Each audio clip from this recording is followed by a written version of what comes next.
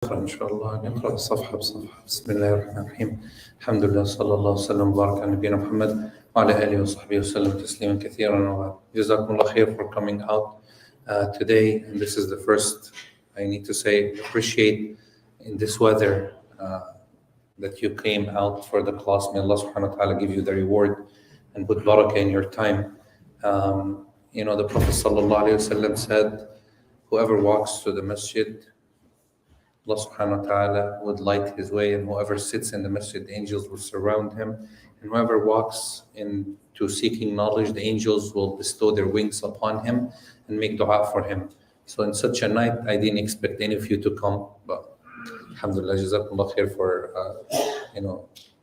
being encouraged inshallah to attend the class and benefit. May Allah subhanahu wa ta'ala put barakah in your time and your effort. تفضل. وين وقفنا؟ نعم تفضل. بسم الله. So we'll start inshallah. We spoke about niyyah and we spoke about so we'll just say, let's start from the beginning inshallah quickly and then we move on inshallah. تفضل.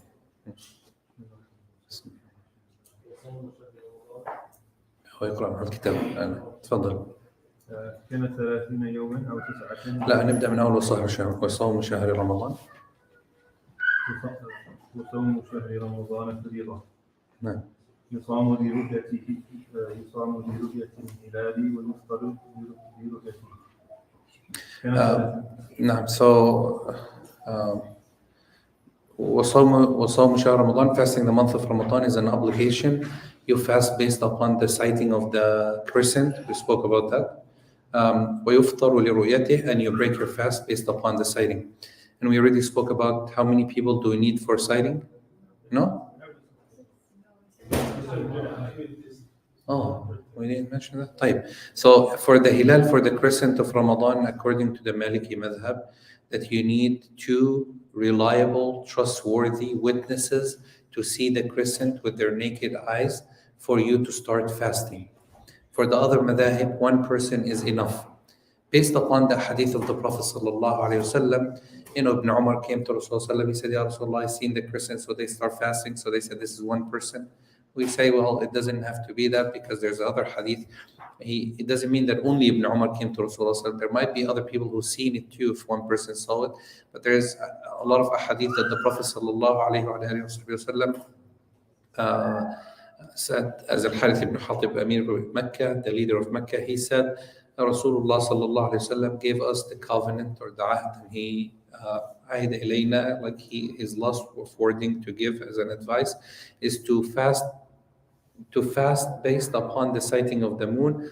And if you don't see to fast upon the sighting of the moon, or to restrain from breaking due to the sighting of 2 reliable witnesses. فإن شاهد عدل, 2 reliable, trustworthy people who witnessed the month of Ramadan. And of course, there's so many evidence on that. The other madhahib, they just say 1 person is enough. If 1 person sees the sighting, is good enough. And they have their evidence for it too. The only thing that we really meant to discuss here, there's really now a lot of people see it, so we don't have to worry so much about that point. But if a person sees the crescent and no one else saw it but him, does he fast or doesn't he fast? If he goes to a judge, a Maliki judge, and he asks him that I saw the moon, the Maliki judge will say, or the crescent, the Maliki will say, we don't accept unless you bring a 2nd person.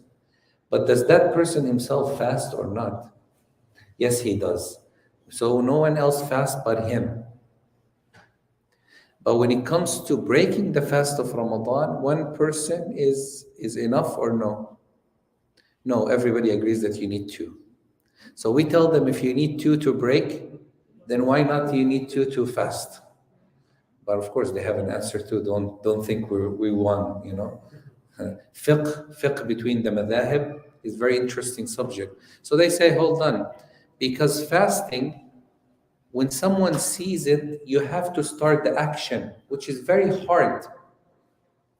So a person would not lie to bring in 1 day early to fast. Most likely, that it will be true when breaking the fast, because people want to finish Ramadan, so they just tell you, here you go, I saw the crescent. Khalas, because it's done. But nobody's going to come and say, what? I saw the crescent, let's start fasting, because that's making the action obligation upon them at an early time. And nobody wants to do that. So that's why they tell you we're more flexible on the starting, but not at the end, because we're restricting more. If we open up for one person, then we will all be fasting Ramadan only 29 days, even 27 days, some people will do. You understand where the point coming from? But anyway, that based upon the hadith of the Prophet sallallahu alaihi wasallam, we believe that it is better to have two people as witness the sighting of the crescent for the month of Ramadan for it to start. Now, and then كان 30 يوما أو 29, whether the month is 29 or 30 days. We already spoke about this, that the month could be 29 or 30 days, not 28 days for us. And Aisha radiallahu anha, somebody asked her, how do you fast only 29 days? Didn't Rasulullah sallallahu alaihi wasallam say that the month is complete? She said, yes, 29 days is a completion of a month. And the more I fasted with the Prophet sallallahu alaihi wasallam was 29 days. And Ramadan, at the time of Rasulullah sallallahu alaihi wasallam, he only fasted how many, we said? 9. 9 Ramadanat. Out of 9 Ramadanat, you could say 4, 5, 6 of them were 29, and the rest were only 30 days. So Rasulullah fasted more of 29 days than 30 days. فإن غم نعم. فإن غم الهلال فيعد 30 يوما من غرة الشهر الذي قبله ثم يصام. طيب فإن غم, when there's cloud or you can't see it, you can't sight the moon because of dust, could be, or because of cloud. Okay, we already said even if even if they confirm that the crescent has been born, but we can't see it. If you can't see it, it's not there. And the Rasul ﷺ said, if you see it, then you fast. Like if you don't see it in a clear day, then what do? Okay, we have cases now. If you see the crescent of Ramadan, what do? You fast. Right. Okay. If you don't see the crescent and it's very clear, the sky is very clear, no cloud, no dust, then then that means you do what? You complete Sha'ban 30 days. Okay. Number 3, if you don't see it because of cloud or dusty, okay, then we would say you also complete or count Sha'ban as 30 days. Okay, even if they affirm the existence of it, if it cannot be seen, then it does not exist. So calculation at the time of the Prophet ﷺ also existed. You have to understand that. Calculation is not invented. It's not like we have more knowledge today than they had. And no, they had. They knew how to read the what is it called? Astrology. Yeah. Stars and so they knew it, but the problem here is what Rasulullah قال نحن أمة أمية لا نقرأ ولا نكتب. We count days by the sighting. Even if it's cloudy, which one would be more affirm? Which one would be more stronger? The affirmation of astrologists or revelation? Why revelation? Because Jibreel alayhi salam, and Jibreel alayhi salam would not come down to the Prophet sallallahu alayhi wasallam to tell him during a cloudy days, because it happened at the time of Rasulullah. It was cloudy, they couldn't see it, the vision was not clear. So Rasulullah said, you do what? You complete Sha'ban 30 days. If the crescent was there, whether it was there or not, if Jibreel came down and told Rasulullah sallallahu alayhi wasallam that the crescent was born, but you can't see it, it would be more stronger, but he didn't do that to base it upon what? Sighting. So it's easier to follow, and it's possible to follow for everybody. Is that understood? More clear. Because if you're in the middle of nowhere, for example, if you live in rare areas, then you can't actually see you don't know calculation, you don't know when the month start or end. You would have to base it upon what? Sighting, which is possible for everybody to have more than the based upon knowledge that we have. Now, so the easiest way, as I said, just follow your masjid and get rid of the moon fighting every year that we go through. Now, وكذلك في الفطر. Okay? We said when you break your fast for Shawwal, you also break your fast based upon sighting, but we said everyone agreed that you need what? Two witness, two adl. Anybody know who's adl in Islam? Who's considered to be trustworthy? What if somebody asks you, ما معنى العدالة? What does it mean to be adl? He's not fasik. والعدل حر مسلم قد كلف. Few things. Adl has to be Muslim. There you go. Of course, if it's not Muslim, how do you trust him? Not trustworthy. حر, free. قد كلف, he is mature. وعنه وصف الفسق والحجر انتفى. And the removal of fisq, which is fisq is like it's a disobedience of Allah in public, or showing disobedience of Allah, or being proud of it, or showing off with it. That's literally fisq. تمام. قال ولا يرى كبيرة يباشر ولا على صغيرة يثابر. That a person would not commit major sins and he insists on it, or commit minor sins and continuously does it. If the person is free of all of that, then he is trustworthy. So for a person to be trustworthy, you need those conditions. Now, ويبيت الصيام في أوله. في أوله. Then you should have the intention. We spoke about this. You should have the intention في أوله, at the beginning of what? Anybody remember at the beginning of? He said at the beginning. At the beginning of what? At the beginning of Ramadan. Okay, in the first night of Ramadan, after the sun sets in the last day of Sha'ban, all the way before Fajr, you must set the intention. Again, test question: for the entire month or for every night? For the entire month as one package. طيب, the scholars who says for every night are also correct based upon certain ahadith. But then, if you break in the middle, it is recommended to agree with everybody that you need to do what? You need to renew that intention. In your book, I need to underline something for you because there is a mistake there with Thama. He mentioned Adam al-Istihbab, and in the Maliki madhab there is Istihbab in renewal of the intention if a person breaks in the middle and restarts again. Okay? And he mentioned the statement of Ashab. We'll fix it, inshallah. Now, so we have two things about intention now. Intention is obligation for the action to be correct, and intention is also obligation for every night of Ramadan, correct? For the whole month, based upon what we're learning in the Maliki madhab. For others, it's every night in Ramadan that you deal with it individually.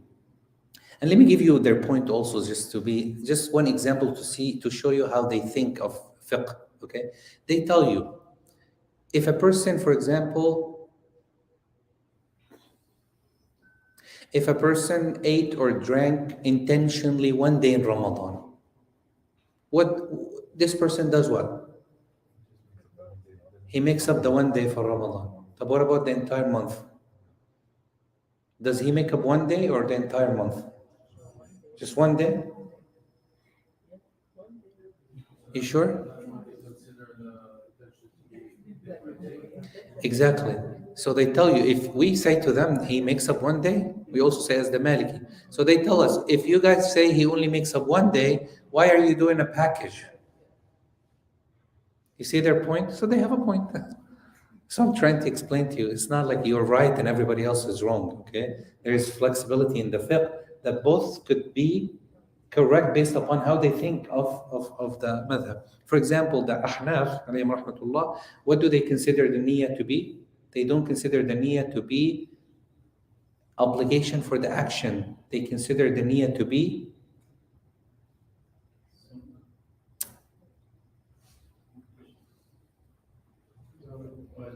wajib for completion, not correction. Yani if you're going to do an intention for the action, you're gonna get 10,000 hasanat. And your action is correct. Without an intention, that action you're only getting 8,000 hasanat, so you're missing 2,000, and your action is still correct. So now you have to understand why the niyyah is not an obligation. Yani obligation to do what? For the action to be correct. Because we have two things.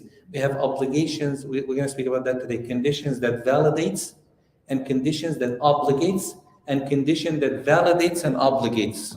I know, so this is a little hard, but we'll explain it inshallah when we come to it. Now. وليس عليه البيات في بقيته. Okay, and he doesn't have to do intention for every night. Yes. ويتم الصيام إلى الليل. And then he continue fasting till night. Till night means what? But here he says إلى الليل. So does he include part of the night?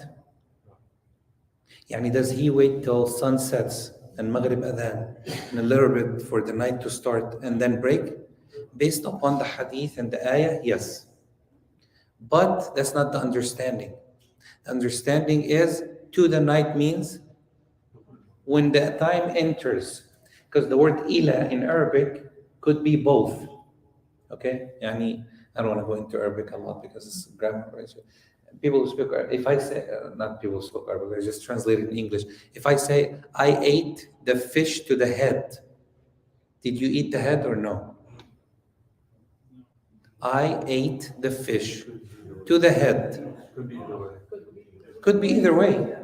Could be either way that you ate the head, okay? Or you stopped at the head. So when he says ila al-layl, it doesn't mean that you have to go all, because some people believe that you have to wait like an hour after Maghrib to break your fast, okay? Or 15, 20 minutes to break your fast. Why is that? Because night has to start. That's not correct, okay? And that problem connects to two things. Al-wisal. Rasulullah sallallahu alayhi wa sallam forbid upon us, yani level of dislike, al-karaha, I'll tell you why karaha now, to connect fasting for a day or to connect fasting for a night. Yani Rasulullah sallallahu alayhi wa sallam says, do not connect your fasting to the other fasting. Yani don't, if you fast one day in Ramadan, you don't break all the way to Fajr and continue on to second day. You're not supposed to do that. It's makruh. Even some ulama mentioned that it's haram. Okay, but haram needs investigation. Makruh, because Rasulullah sallallahu alaihi wasallam, he did some of the wisal and he wouldn't commit the haram. But makruh upon the ummah to follow. That's one connection. The other connection is to fast all day and not to break with anything, no water, nothing. Okay, to continue on till night. Like let's say, for example, you'll say, you know what? To be safe, to continue on to the night, I'm gonna wait till we finish Taraweeh and then break my fast. We're talking about what right now? Breaking which fast?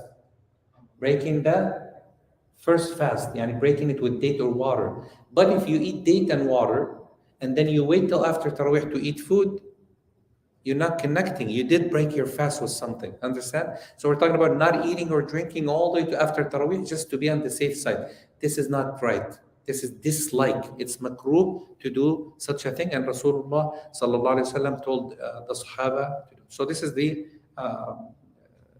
first part. Let's talk about the conditions first before we get into the suhoor, because suhoor is a sunnah. We have three categories of conditions, and I want you to understand this. People who attended fiqh, usul al-fiqh with me, okay, the brother said make up a day and give sadaqah. I have to read all the comments and answer, inshallah. I will do that.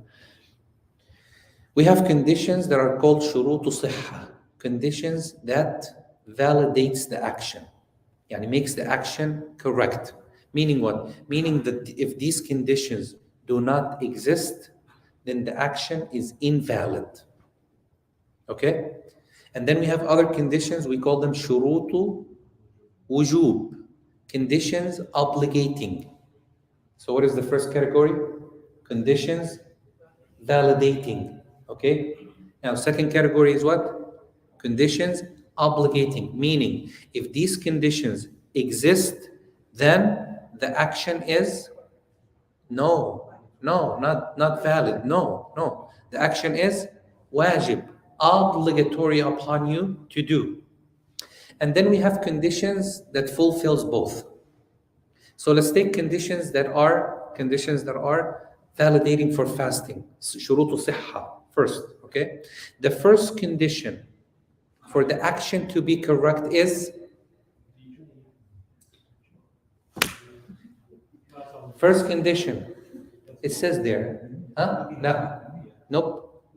No. No. No. No. The ru'ya is obligating. We're talking about shurutu sihha. If these conditions are there, okay, then the action is correct.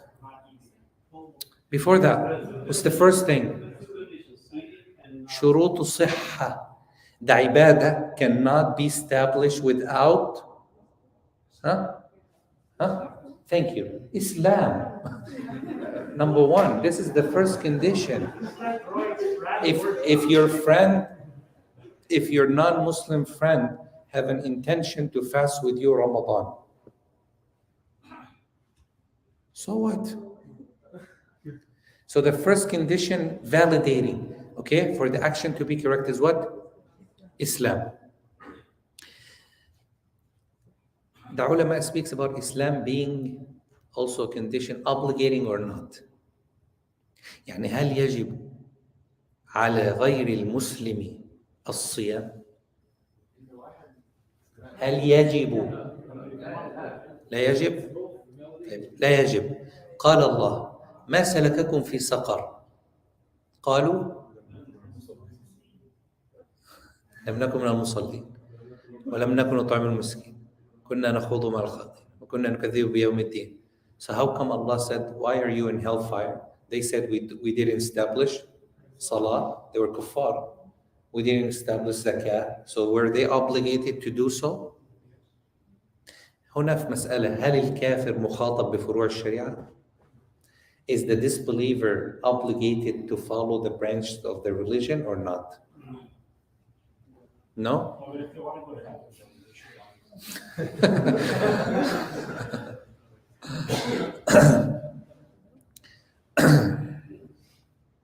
No, they're not. Then why are they being punished for not praying and not giving zakah? قالوا وكنا نكذب بيوم الدين. This is a big difference this is one of the topics that we could sit here for 10 hours to discuss it. Some group says they are obligated to pray. They're obligated with the branch of Sharia. But if they do it, it's not correct. Yani why? So it could add on to their punishment in the Day of Judgment for not doing it. The other group says, hold on. If it's not accepted, why is it obligated from them? And the discussion between both groups are very strong. But it's one of the most interesting topic to discuss. But anyway, so Islam is the first, okay? Shurut Sihha, we're talking about what conditions? Validating, okay? Shurut Sihha. Number two? No. It's obligating and validating. Well, that's, Niyya. Tabitun niyya, okay? Having intention from the night before. Fasting every obligatory fasting. Why don't we say Ramadan? Is there any obligatory fasting other than Ramadan? No? The class is over, Jazakumullah khair, then we can't. We've been here for a while now. Thank you. Yeah, there is. Ramadan is obligatory to fast. A vowel, specified vowel is obligatory to fast. If a person says, if I pass my class and get all A, I'm going to fast 3 days. Now, those 3 days are what? Obligatory, like Ramadan. So you need to have an intention the night before to fast them. So if you woke up in the morning, 11 o'clock, 10 o'clock, 9 o'clock, and you say, you know what, it's a good day today, let me just fast the days I vowed, it's not accepted. So those needs, a vowel is making a vow upon yourself, saying, I will do this, I will fast if this happens. Okay? And there are specified and non-specified. Both needs intention. Specified means what? I will fast 10 days. So how many days he has to fast? 10 days. And those 10 days are like the days of Ramadan in all rules. Okay? Or a person says, I will fast a few days, or 3 days whenever I can. 3 days could be any days, but those 3 days he has to have an intention every night. Okay? 2. What else could be obligatory fast? Kafara, expiation. Yeah? 4. Huh? No, kafara. خلاص, kafara includes all. Huh? Making up for Ramadan for whatever reason. So if you're making up the days of Ramadan, you must have an intention for those days of Ramadan, or make up days like you have intention for Ramadan. So if you fast one day and you start it to make up for Ramadan and you break that day, what happens? What happens? If you're making up a day for Ramadan and in the middle of the day you broke your fast. Huh? You make up, how many days you make up now? 2 days. You make up the day of Ramadan, then you make up the day that is obligatory, and there, in our opinion, there's one more thing. I'm not going to give it to you, kafara too. That's a problem. Okay? So you make up because it becomes what? An obligation. Understand that? So these are obligation fasting, so you need an intention for them. Type number 3. So we talk about Islam being correct. Niyyah, so your siyam is not correct without niyyah. The obligatory siyam is not correct without niyyah. Yes?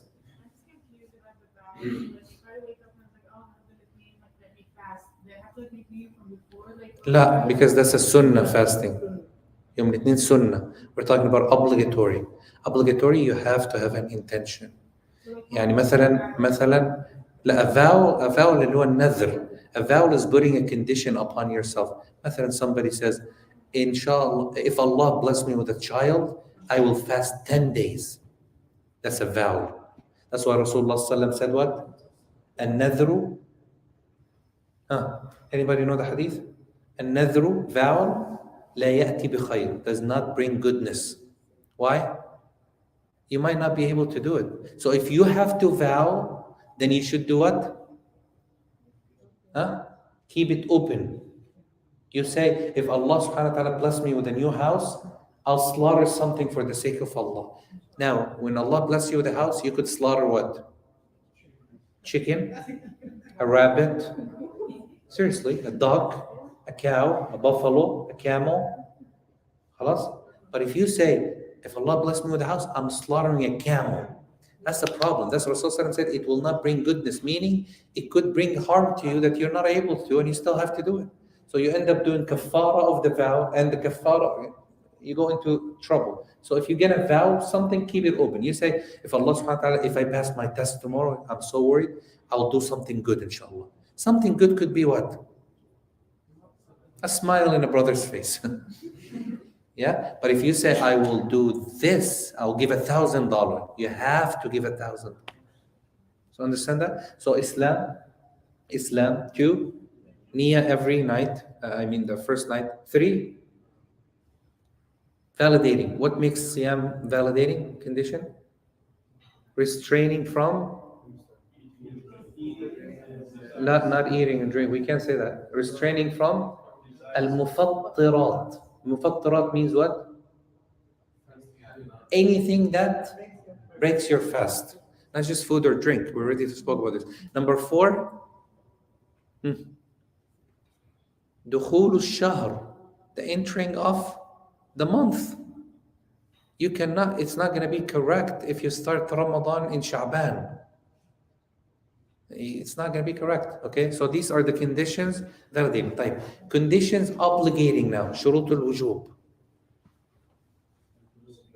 What does shurutul wujub means? That if it's not there, then the action is not correct. Okay, and if it's not there, then it's not obligatory. So the first one are 4: Islam, entering of the month, intention for all night, and restraining from anything that validates your fast. These ones are 3. Number 1,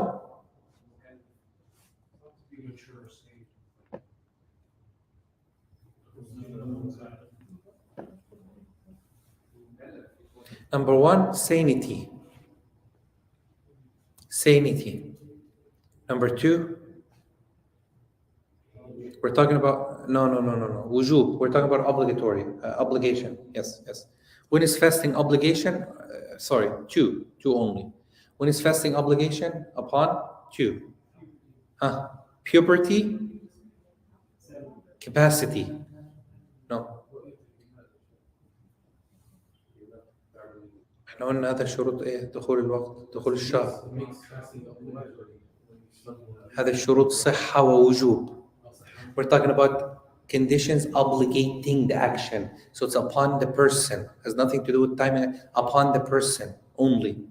It only falls under this category. So we have condition validating, Islam, entering of the month, restraining from any of the validation, and intention. We have conditions obligating, meaning upon you. When is it obligatory upon you to fast? Maturity or puberty and capacity, al-qudra. Okay? Now, what are the conditions that are both? Yani, for it to be correct and for it to be obligatory. Number one, sanity. Sanity. A person who's insane, okay, is it obligatory upon him to fast? No. If he fasts, is it correct? No. It's not valid. قال النبي صلى الله عليه وسلم رفع القلم عن ثلاث. The pen is lifted upon three. Meaning what? They're not responsible of the action. If an insane person fasts, طبعا عقل here, sanity also includes what? Passing out. So if a person passes out most of the day of Ramadan, his fast is what? He's not obligated to fast, and he's also not correct if he fasts. Understand that? If a person drank alcohol before Fajr, and they went on all day intoxicated or drunk, this person, his fast is what? It's obligatory upon him to fast, but if he fasts, it is incorrect. Okay, and he needs to be free from both. So sanity. Number two, why didn't we say maturity is a condition validating, condition obligating? So if a child, 10-year-old, is he mature or not? No, for sure, most likely. Okay, 10. Is it obligatory upon him to fast? No. But if he fasts, is it correct? Yes. So that's why we didn't put it in the condition. So when we say condition that meets both, it has to be both in there. So sanity, number two, being free from menstruation or post-bleeding. Okay? So if a sister is in her menstruation period, is it obligatory for her to fast? No. What if she decides to fast? It's also incorrect. So this condition is both. Okay? Number three, دخول الوقت or رؤية الهلال, entering of time. Why we say entering of time? Because if for the time to enter, the action has to be, when is it obligatory to fast Ramadan? When we see the crescent at the time starts. If a person fasts Ramadan before that, it's incorrect. So it has to meet both conditions. Now go ahead. ومن السنة, let's just finish that very quickly inshallah, and we'll stop. طيب, from the sunnah of the Prophet sallallahu alaihi wasallam is to hasten with breaking your fast, and the Prophet sallam said people will stay upon goodness. ما يزال الناس بخير. People will stay upon goodness. ما عجلوا الفطرة وأخروا السحور, even though أخروا السحور is a little weak on the narration. So it is better to if a person eats or drinks or breaks his fast at the earlier time, just to make sure that the time has entered, meaning the time of Maghrib has started, okay? Not before Maghrib, then he should hasten with breaking his fast. But what if, okay, and breaking it was something light. So you could pray Maghrib and then you could eat afterward. What if a person is very hungry? Eat first. So here you go. He's following a sunnah with another sunnah. You see? Because Rasulullah said no praying Isha when Asha, when dinner is there. Why? Very. Imagine the guy, he was eating fish. They put the table fish, he ate, he went to pray. A cat came. So this brother only read what? Bismillah ar-Rahim. Because he was going, Bismillah. The cat wouldn't move. He kept repeating Bismillah. What did he do here? He wasted his salah and he did not eat. Rasulullah ﷺ said, no, eat first, because most likely if you're that hungry, no way you're going to focus on salah. And the whole purpose of salah is what? The focus. The main focus in salah. So you should hasten. Like for the mu'adhin, this is a side, he didn't mention it here. For the mu'adhin, what should he do? Should break fast when the time starts. It's another mistake that the mu'adhin does. So if Maghrib is 6:09, he cannot break his fast at 6:08 or 6:07 because he's going to make adhan. No. When the time says 6:09 to start, he could drink water, okay, and then he could make adhan. Because the point of breaking the fast is not the adhan. You have to understand that. Adhan is a time to call upon people to know that it's Maghrib. So if you're somewhere else on earth where there's no adhan, you're going to follow what? Timing. Timing is what matter. Okay? So for example, if in this masjid, mashallah, everybody ran to outside if we have iftar to break their fast and nobody makes adhan, what are we going to do? We could break our fast. We're all responsible for somebody has to make adhan. But if the mu'adhin came late, we're waiting for him. He came like 2-3 minutes late. Can we break? Yes. So we're not restricted to what? To adhan. We're restricted to timings. Yes, go ahead. Now, what? From the sunnati. So he said from the sunnah is also to do what? To delay fast, to delay suhoor. Zayd ibn Thabit says, they were asking him, how long between your suhoor and Salatul Fajr? He said recitation of 50 verses. How fast is that? Based upon Ibrahim's based upon your recitation, 5 minutes. Now talking about Ibrahim recitation, mashallah. Hazm is very fluent, mashallah. He's a good reader for Taraweeh. Seriously, his tone is very speedy. Yeah. That good recitation, if he reads a little slow, be about 20 minutes, 15 minutes. So that's how close Rasulullah suhoor would be to his salah. Okay? So it is better to delay suhoor. So people who eat suhoor at 11 o'clock or 12 o'clock and they go to sleep, really that's not suhoor. Okay? That's asha, that's dinner. Okay? Sahur is the food you eat. Suhoor is the action itself. So it is better to wake up closer to Fajr to do what? To call it suhoor, to get the barakah. Rasulullah said, تَسَحَّرُوا فَإِنَّ فِي السُّحُورِ barakah. Sahl ibn Sa'd said, I used to make suhoor with my family and I would run to the masjid to catch Fajr in Jama'ah and I would find Rasulullah in sujood. So that means he used to eat suhoor what?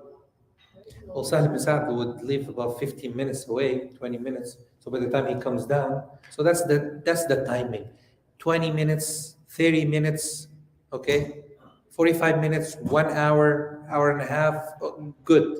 Anything before that, inshallah, you'll get the barakah. But if you're sure you're not gonna wake up, at least get something before you sleep so you could get energy to fast and also get the reward of suhoor. So Rasulullah said, tasahharu, make suhoor. If Rasulullah did not continue, because Rasulullah fasted for 1 day and he didn't break, and then he fasted another day and he didn't break. That shows us that suhoor is what? Sunnah, not obligatory. But his verb in use is a command verb. He said, tasahharu. You should do suhoor. Why?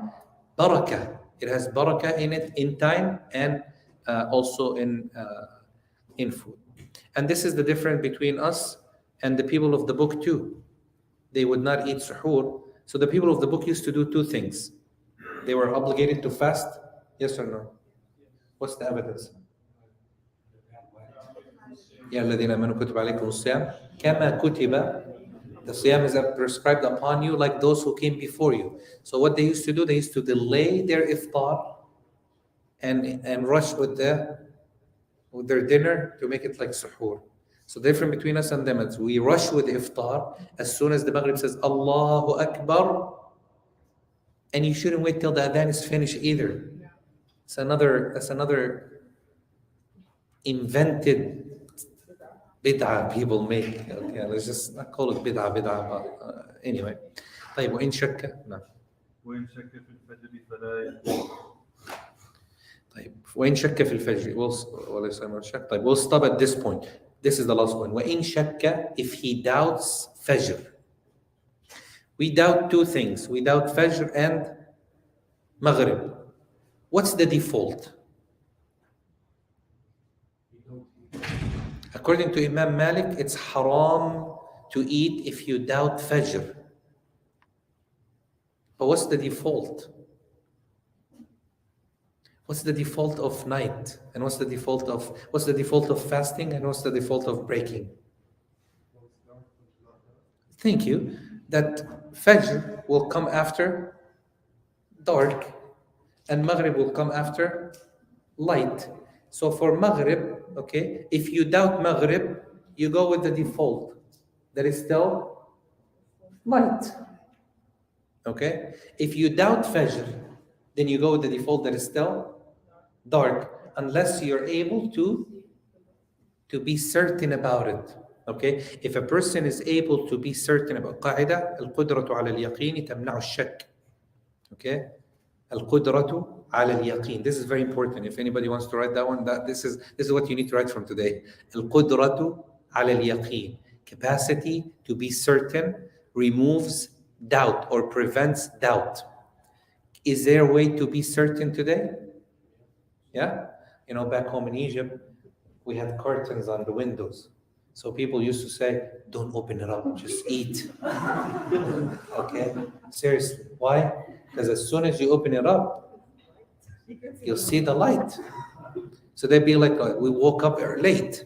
Yeah? And at that time, we had those little lamps. We didn't have light. Electricity was not as, talking about even the 80s or so on, or even before that. And they didn't have watches and phones. So what they do, they wake up, they don't hear the adhan of Fajr. They assume that it's what? It's dark. Let's just eat. You tell them, let me look at the window. It's like, no, don't. My grandfather, don't. Just eat first and then look at the window. You open the curtain, mashallah, it's 7 o'clock in the morning.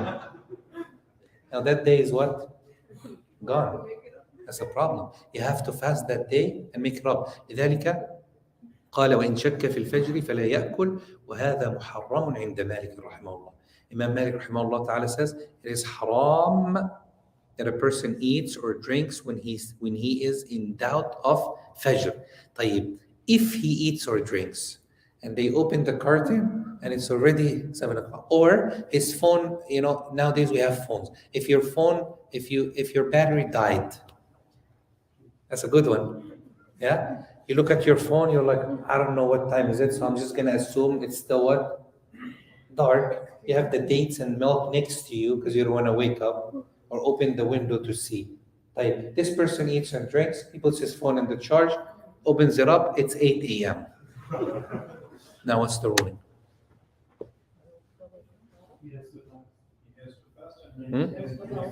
So this person has to fast and make up that day. He fasts that day out of respect to the day, and then he makes up that day wala kaffar, and there's no expiation upon him. Why? Because he took the default that it was still dark. We tell him when you are certain that it's light, you were supposed to remove that doubt, but you didn't. So you have to do what?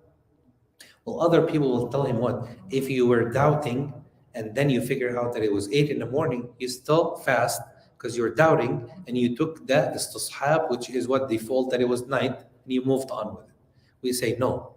You do the same thing. You continue fasting that day out of respect. Hurmatul yawm. This is a sacred day of Ramadan. You can't break your fast. Okay? And then you have to make up that day that you broke or that you doubted on, and then there is no expiation, there is no kafara upon you to do so. Yes. Okay, let me take questions then, but let me take questions from the people. Please check your email. Hadar. And answer me. Hadar. I will. I can't check email. I have thousands of it. Make up a day and give sadaqah. No, there is no giving sadaqah. Sadaqah would not make up for a day. If there's, based upon the madhab, we'll speak about it next week, inshallah, in details. When we speak about expiation, when do you have to give it? And how much is it? And how do you give it? Okay, we'll talk about that, inshallah. But giving sadaqah would not make up for the day of Ramadan. Yes, question. عندك شك يعني let's say it's Maghrib and you have doubts so whether the sun completely set ممكن تنتظر يعني You go with the default. What's the default? Default is still daytime because Maghrib comes after daylight. Okay, so if there is light, you're gonna say the default is that there's still light. So as long as there's still light, there's still fasting. But what if you have you have your phone, you see the time, it's already 5 to Maghrib, but you still doubt whether there's... You have to be an expert to do that. You have to be an expert to do that because seeing the sun in the sky or the sunset itself is very hard to know if the sun sets or not. It's not easy to just witness it with your eyes. Okay? Huh? You have a lot of issues to, even if you see it there, it doesn't mean it's there as a sun. It could be sunset time and it takes time for it to disappear, for the moon to come in. So there's a lot of complications. So my advice would be just follow the timing. That makes it easier for people. If it's 8:30, it's 8:30. If anybody wants to try this out, let me know. I'll take you guys, inshallah, in Ramadan before Fajr and before Maghrib one day, and we'll see it with our eyes, and I'll teach you how to see it because our Shaykh took us to the ocean, and we actually saw how it is. There has to be water, so it can be leveled out. And you'll see we're a little off in Maghrib and Fajr. But forget that. Follow the timing that you're in. Okay, like Qibla is this way, yeah? It's a little to the right. Qibla is this way, khalas. Follow where you're at is easier, inshallah. Yes? So would you suggest that people with doubt, like let's say that phone example, would you suggest just not eating? Just like Yes. According to us, you don't eat. According to the Maliki madhab, when you bring in that doubt, you do not bring the default that is dark. Okay? Because you're able to make sure if it's certain or not. You're able to, even nowadays. your fasting would still be accepted. Yes. Because you even fasted earlier. Even if it's earlier, you fasted. Yes. So one day I was flying to Los Angeles. So when I passed the Fresno, I saw it's Easter time, on global Easter time. But when I see the window, it's still there is sun. It's still there. So what I should do? Why did you fast when you're traveling anyway? Should make it easy for you. That's the problem. That's the issue when we say it's easier to break fast when you're traveling than actually fasting. But then you still go with the timing. You still go with the timing because timing now is more accurate for you than the sighting.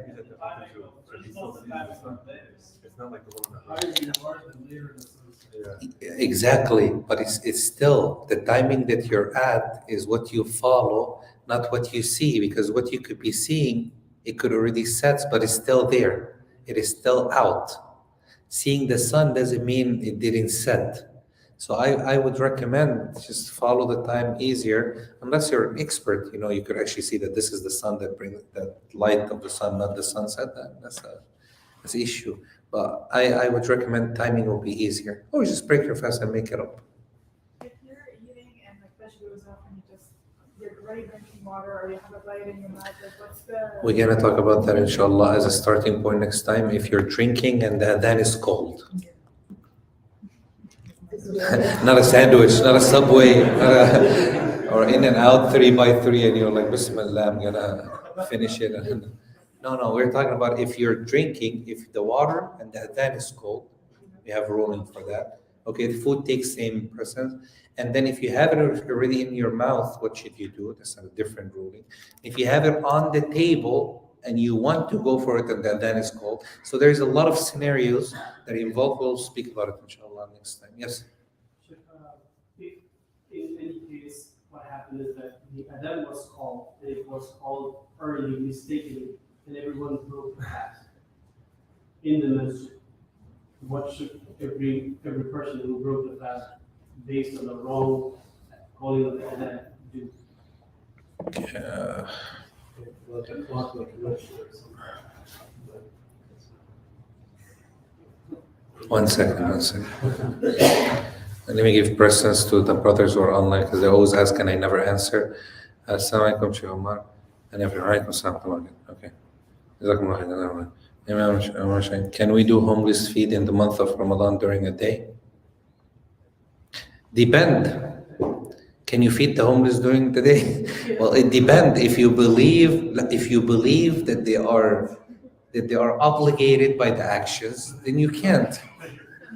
Seriously, if you انت تقول هو مخاطب بالشريعة ولا غير مخاطب? It has seriously, this is a serious question. If you believe that they are obligated by the actions, then you can't. If you believe that they're not obligated, like Brother Ahmed believes that, then he could go and feed. It's like I don't drink alcohol, but can I feed it? Haram. Either way, yeah.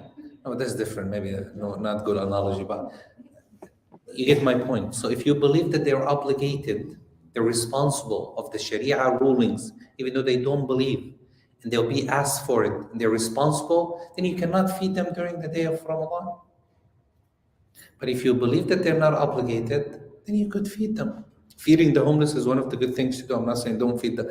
Don't get me wrong, because we're alive and people think, I'm saying it's haram. Just give me 1 second. Do Mashaykh eat a lot of food? I don't know, when they break their fast.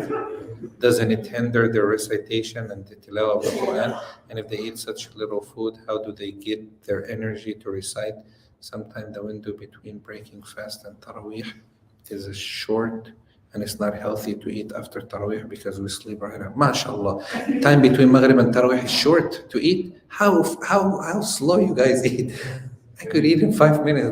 Okay, Mashaykh, do they eat a lot? That's actually one of a good advice. If you're gonna lead Taraweeh, or for anybody, you shouldn't get a heavy meal at breaking the fast. The sunnah of the Prophet ﷺ is to break with dates and water, and then pray Maghrib, and then eat something light, and then eat after Taraweeh. If you think that's late, then eat before Taraweeh, and it's fine, then eat suhoor again.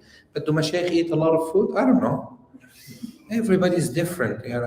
Seriously, I don't know. But does it affect the recitation? Yes. One of the tools for people who recite in Taraweeh is to eat something light and to eat a lot of hot fluid. Certain ginger and other things with honey and stuff like that. So it could make the recitation smooth and easier. But if the Imam eats a lot of food before Taraweeh, mashallah, he's gonna go, Allah. He's dead, we're dead.